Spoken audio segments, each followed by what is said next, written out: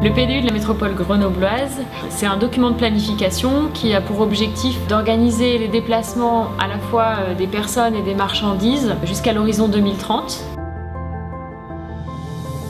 Les principaux enjeux pour le PDU de la métropole grenobloise qui nous ont été fixés par nos élus sont la transition énergétique, la qualité de l'air et la santé, l'intermodalité et la multimodalité, et puis vraiment prendre en compte les spécificités de notre territoire à la fois urbain, périurbain et rural. Pour l'élaboration du PDU, on a souhaité consulter largement les acteurs du territoire. D'une part les élus sur la métropole grenobloise, d'autre part des acteurs économiques et sociaux. Et puis on a réuni une cinquantaine de citoyens pour réfléchir sur le PDU.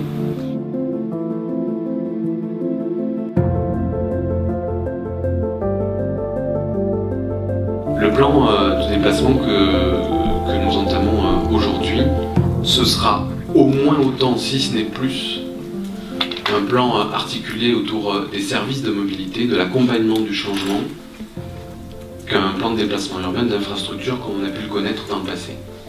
Donc l'idée, c'est de commencer notre travail dans la commission réseau par des réflexions sur les services de mobilité et de lier ça aux réflexions qu'on peut avoir sur les nouveaux usages des voitures et la transition énergétique du parc automobile. C'est vrai qu'il y a 20 ans, les enfants allaient à l'école à pied. Maintenant, par crainte des voitures, parce que les voies piétonnes ne sont plus suffisamment sécurisées, forcément les mamans préfèrent que les enfants aillent en voiture. C'est dommage. Donc si on arrive à tranquilliser les parents, pour qu'ils confient l'enfant à un groupe d'adultes bien organisé dans le cadre d'un pédibus ou d'un vélobus, à ce moment-là, donc on pourra encourager les gens à laisser un peu la voiture au garage et à emprunter le tramway ou le bus. Une espèce d'état des lieux de tout ce que font les communes et des idées qu'on a tentées à droite, à gauche, par divers organismes ou même privés, publics. Parce qu'en fait, on s'aperçoit que ça converge et que ça commence à faire masse. Et je pense que ça pourrait nous permettre peut-être de franchir un cliquet, enfin, de dire bah oui, en fait, il y en a beaucoup qui le font, pourquoi pas moi. Et je crois que quand on est en capacité, nous communes, de se mettre en marche sur les nouveaux moyens de déplacement, sur ces moyens de déplacement, on est en capacité aussi d'être des exemples aussi vis-à-vis de nos populations.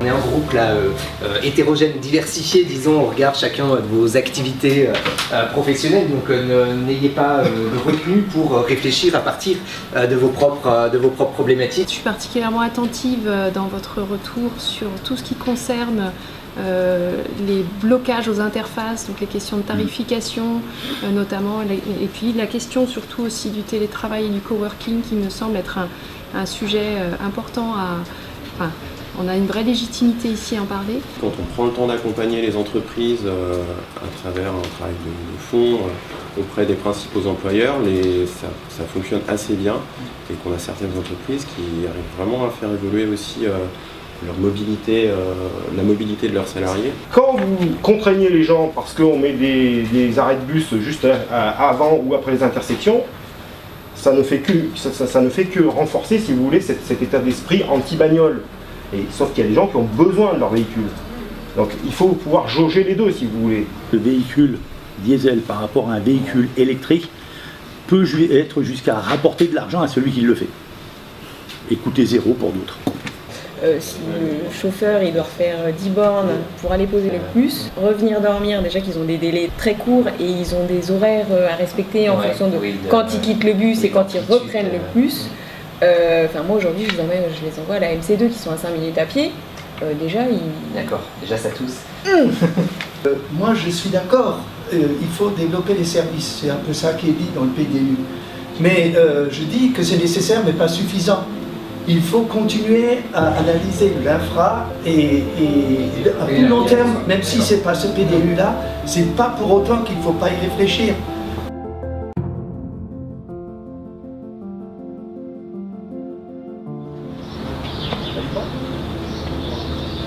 C'est ça, un plan de déplacement urbain, c'est de dépasser un peu le regard du quotidien et d'essayer de préfigurer le territoire dans des échéances qui sont un peu plus longues.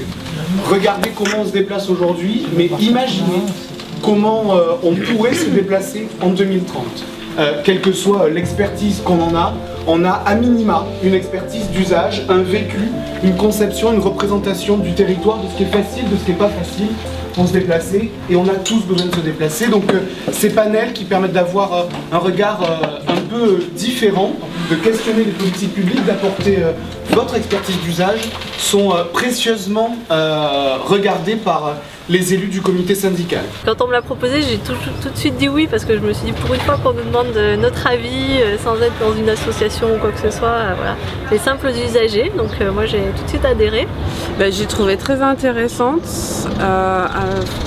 en même temps ludique, et ça c'était vraiment bien parce que ça favorisait les échanges, les idées. L'idée, c'est de constituer un petit nuage de mots, donc de marquer chacun individuellement le mot ou une expression qui caractériserait pour vous les déplacements de manière idéale en 2030. En un mot ou une petite expression. Voilà, donc il y a des marqueurs sur les tables.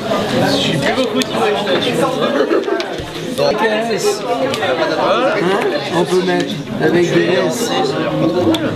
Efficacité, fluidité, flexibilité, quitter notre téléphérique, donc peut-être des choses un peu, entre guillemets, un peu nouvelles. Parce qu'on voit qu'à partir de son propre univers, mais on ne pense pas forcément à la personne qui vit, évolue dans un contexte différent avec les difficultés qu'elle peut rencontrer au quotidien. Ceux qui sont avec un carton vert sont favorables, ceux qui sont contre avec un carton rouge.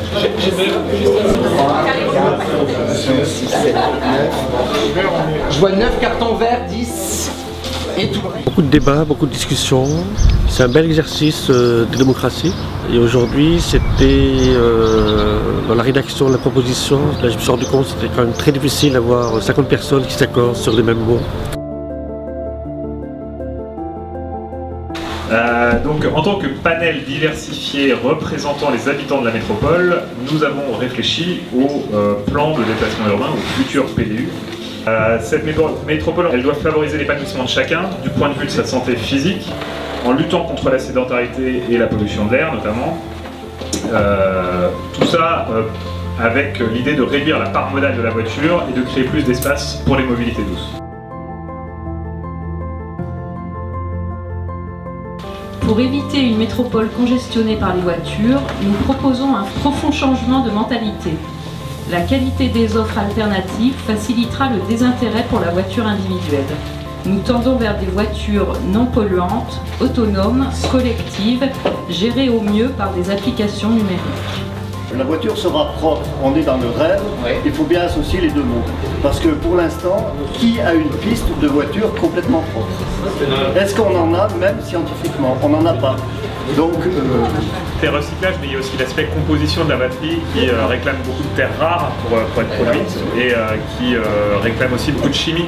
Aujourd'hui, voilà. Qui se fait en ce moment en Chine, et vous voyez dans quel état ça se passe. Voilà. Le transport sera propre, accessible à tous et rapide, notamment par le développement de lignes express, type chrono ou ces fameuses lignes qui ne desserviraient que 1, 2, 3, 4 heures. Et enfin, l'utilisation des transports collectifs sera favorisée par des tarifs incitatifs, voire par la gratuité. Donc l'idée, c'est de réduire les déplacements contraints, notamment le trajet domicile-travail, en développant des espaces de coworking en ville et en milieu rural, et le télétravail quand il est adapté, avec la création d'entreprises, pôles de services de transport, mutualisant offres et demandes dans tous les types de services, depuis le soin à domicile jusqu'à la livraison de marchandises. Et enfin, la métro intervient également sur le redéploiement des services et commerces de proximité.